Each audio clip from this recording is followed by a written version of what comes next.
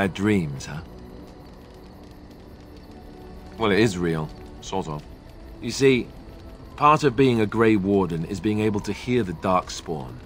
That's what your dream was, hearing them. The Archdemon, it talks to the Horde, and we feel it just as they do. That's why we know this is really a blight. I don't know if it's really a dragon, but it sure looks like one. But yes, that's the Archdemon. It takes a bit, but eventually you can block the dreams out. Some of the older Grey Wardens say they can understand the Archdemon a bit, but I sure can't. Anyhow, when I heard you thrashing around, I thought I should tell you. It was scary at first for me too. That's what I'm here for. To deliver unpleasant news and witty one-liners. Anyhow, you're up now, right? Let's pull up camp and get a move on.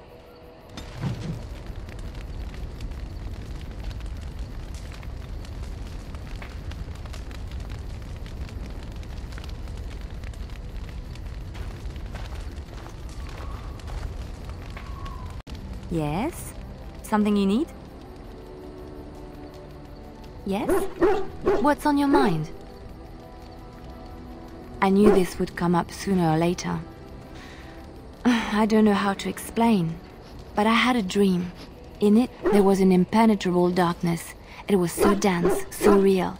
And there was a noise, a terrible, ungodly noise. I stood on a peak and watched as the darkness consumed everything. And when the storm swallowed the last of the sun's light, I fell, and the darkness drew me in. When I woke, I went to the Chantry's gardens, as I always do. But that day, the rose bush in the corner had flowered.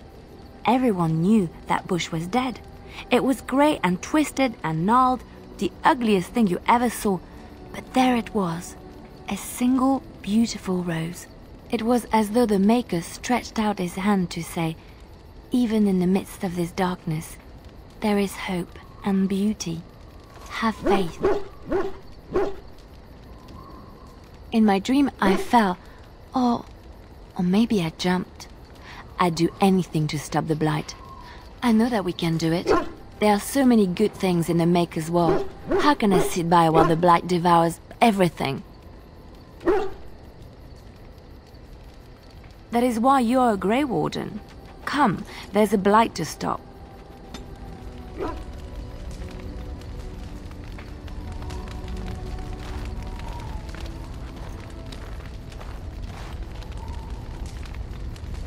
What do you need? Ask away. Oh, did I say that? I meant that dogs raised me. Giant slobbering dogs from the Anderfells. A whole pack of them, in fact. Well, if you're going to go and pay attention to the facts, then fine. Let's see, how do I explain this? I'm a bastard. And before you make any smart comments, I mean the fatherless kind. My mother was a serving girl in Redcliffe Castle who died when I was very young. Our Lehman wasn't my father, but he took me in anyhow and put a roof over my head. He was good to me, and he didn't have to be.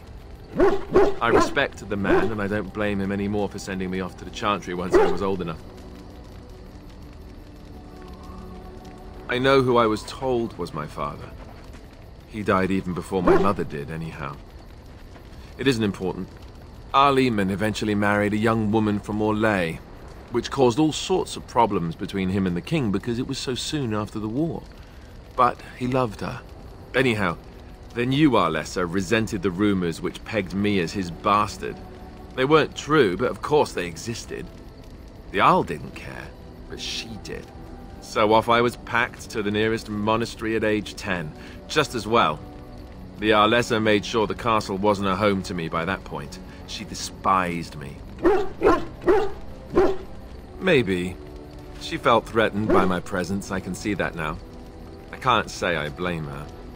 She wondered if the rumors were true herself, I bet. I remember I had an amulet with Andraste's holy symbol on it. The only thing I had of my mother's. I was so furious at being sent away, I tore it off and threw it at the wall and it shattered. Stupid thing to do.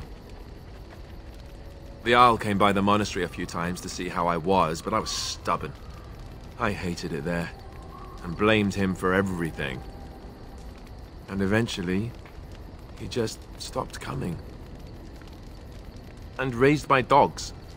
Or I may as well have been, the way I acted. But maybe all young bastards act like that. I don't know. All I know is that the Jarl is a good man, and well loved by the people. He also was King Caelan's uncle, so he has a personal motivation to see Loghain pay for what he did. Anyway, that's really all there is to the story.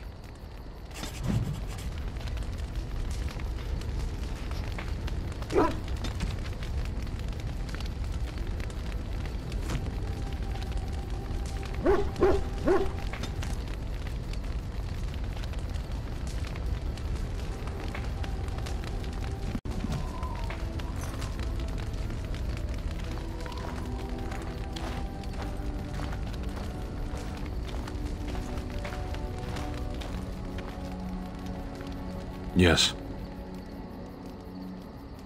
Sitting, as you observed. It's what you asked.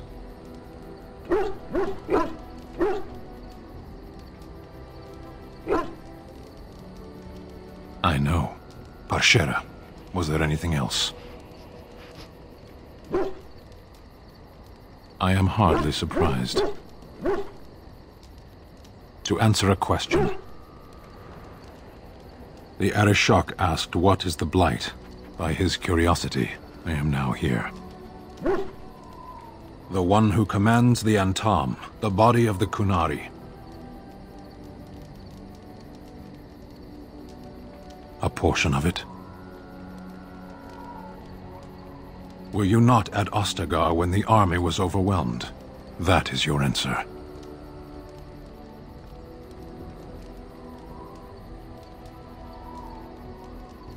Yes. Never. I cannot go home. It doesn't matter now. Can we move on? We keep the Darkspawn waiting. As you wish.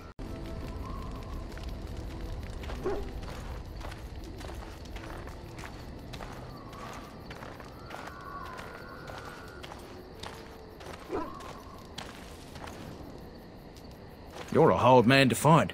Where are my manners? The name is Levy Dryden. Did Duncan ever mention me? Levy of the coins? Levy the trader? Oh yes, for years. Considered him a friend, I did. But here I am carrying on while you have a blight to stop. Don't want to waste your time.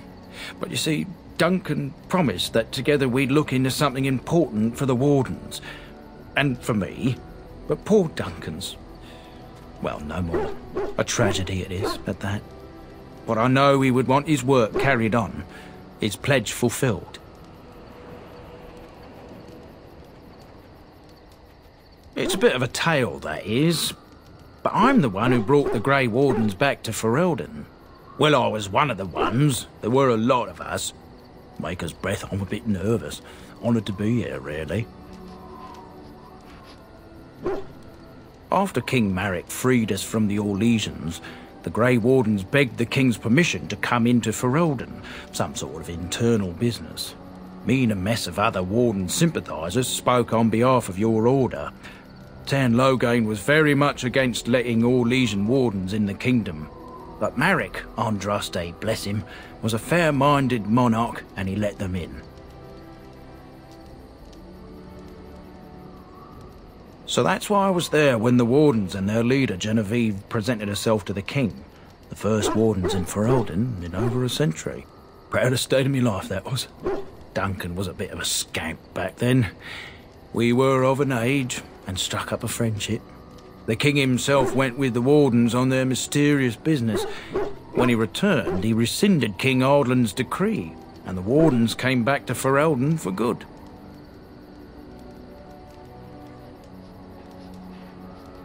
People say it's because the Wardens have become terribly unpopular.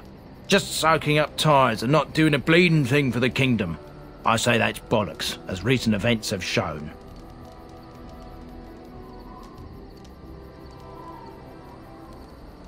Oh, his stomach's all aflutter. You're welcome. Well, as you know, my family's name is Mud around noble circles. My great-great-grandmother, Sophia Dryden, was the last Warden Commander of Ferelden back when the Wardens were known as freeloaders. So King Arland banished the Wardens and he took House Dryden's land and titles. Hard to say. After King Arland died, there was a civil war, loads worse than this one. And our family was on the run, hunted by enemies, with nary a friend in the world.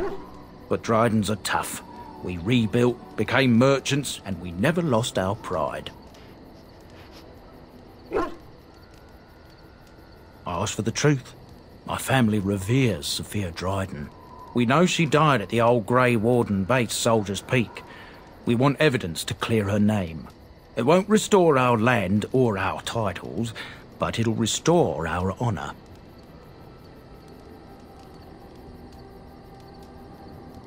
Well, no one's been to Soldier's Peak since Arland's days. At least none that's come back. I spent years mapping the maze of tunnels to the peak, and I found the way a few years back. So I went to Duncan, I did, and I said that he could reclaim the old base and my family could have its honour. Darkspawn surfaced in southern Ferelden, and Duncan got plenty busy recruiting new wardens and meeting with good King Caelan. Duncan said he would help after the Battle of Ostagar. Said there might be useful things at the peak, but he never had the chance.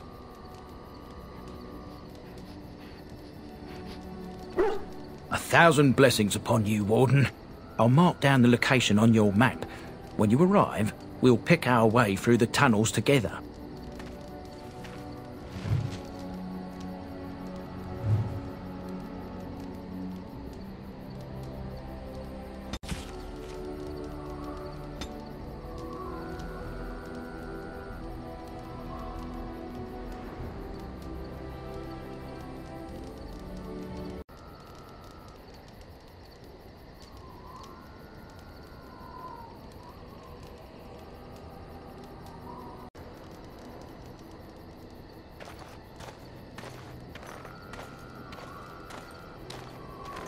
Ah, it's good to see you, my timely rescuer. Bodon Feddick, at your service, once again. I saw your camp and thought to myself, what safer place to rest for the evening than in the camp of a Grey Warden? I'm perfectly willing to offer you a fine discount for the inconvenience of our presence. How does that sound? Good? Yes?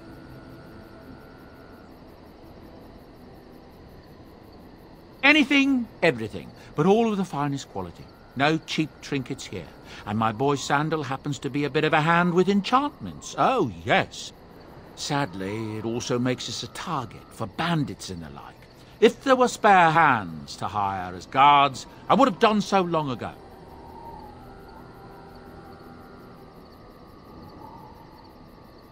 I'm sure you'll be pleased with the goods my boy and I have collected, and with your discount. Hello. The boy's a bit simple, but he's rather good with enchantments. One of those tranquil fellas actually called him a... what was it now? A savant. I had no idea such a thing existed. He can fold lyrium into almost any weapon or piece of armour, though naturally some of the more extravagant materials will take more lyrium than others. It's a process that some of the master smiths back in Orzammar will perform, but my boy here is just as adept at it. Isn't that right, boy? Enchantment!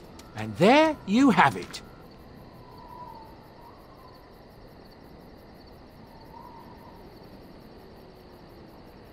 Enchantment!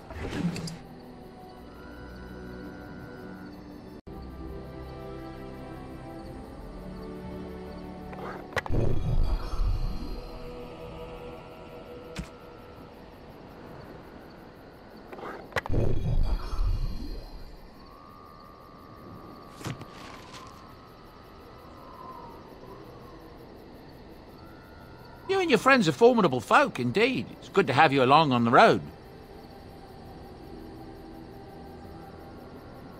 Some folks aren't happy about Tyrn Loghain being named Regent. There are rumors he had something to do with the king's death.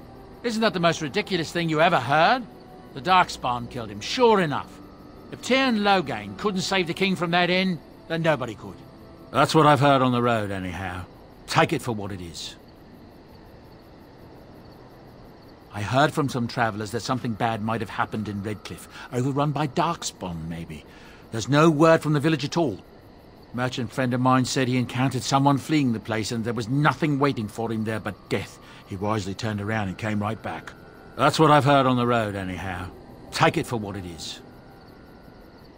I hear news from Dinnerham that Tyrn Loghain has been declared the new regent. It makes sense, his daughter being the queen. That's what I've heard on the road, anyhow. Take it for what it is. I suppose since you told me about you being a Grey Warden, it's only fitting for me to be as open. I am originally from Orzammar, the famed dwarven city that lies beneath the stately Frostback Mountains. I was a merchant there too, merchant caste. These things are in the blood, you know. You can't just leave them behind. I ran a fairly successful business. Rare artifacts, you know. Old things, grand things. The nobles loved them. Reminded them of the lost glory days, I suppose.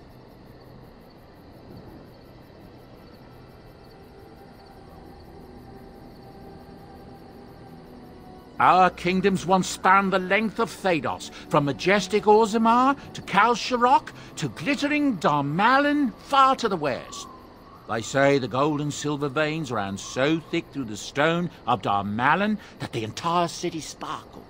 The Darkspawn took it all, of course. One by one, the old Tigers fell, and then all that was left was Orzammar.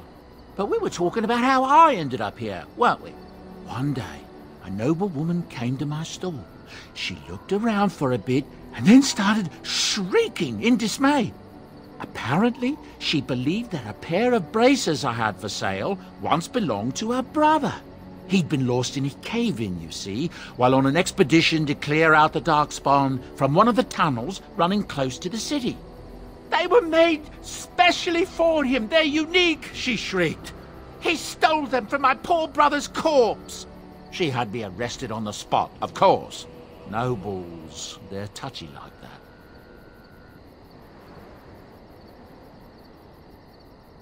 Well, I didn't steal them.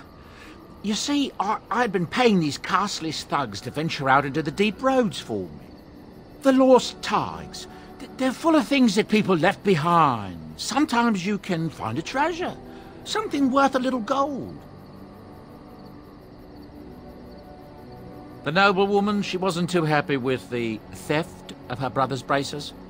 I don't know what they planned for me, and I didn't want to find out. Bribed the guard that was watching me and took off for the surface first opportunity I got. Never looked back.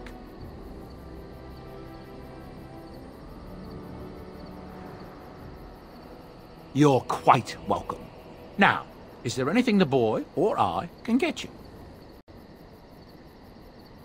Ah, yes. I'm married to a fine woman back in Dinnerham, it's true. She'd give me a son if she could, but that's not likely to ever be. Sandal here. I found him in the deep roads years ago. Abandoned, I think, and he was never quite right in the head. I took him in, and I brought him with me when I came here to the surface. He may not be my blood, true, but I think of him as one. We left Orzammar. That's right, boy. Maybe one day we'll see it again. It's not as if I don't benefit, mind you. Turns out the boy's a natural working with enchantments. He might have even been lyrium-addled. I never thought of that before, to be honest. Happens sometimes. He can work an enchantment into just about anything, however, given some time. Could probably open his own shop, if he knew how. Enchantment. Well, he does seem to enjoy it, at least.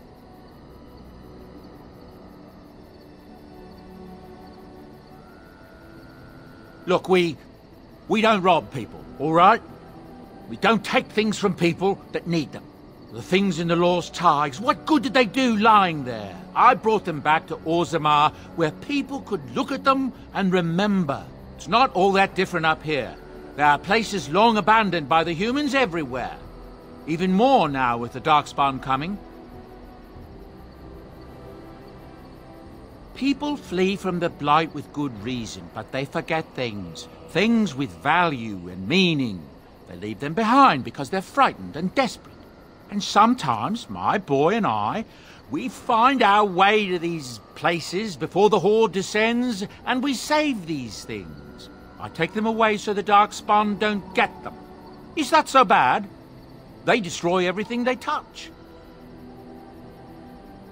That's what I tell myself, too. Ah, these are dark times indeed. Dark times, my friend. Of course. Good fortune to you and yours. Goodbye.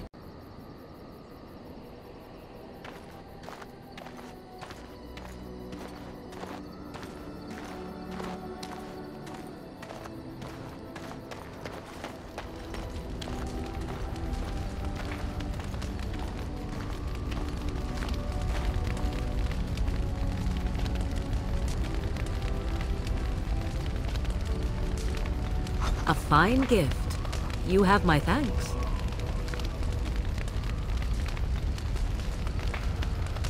I am grateful. 'Tis thoughtful indeed.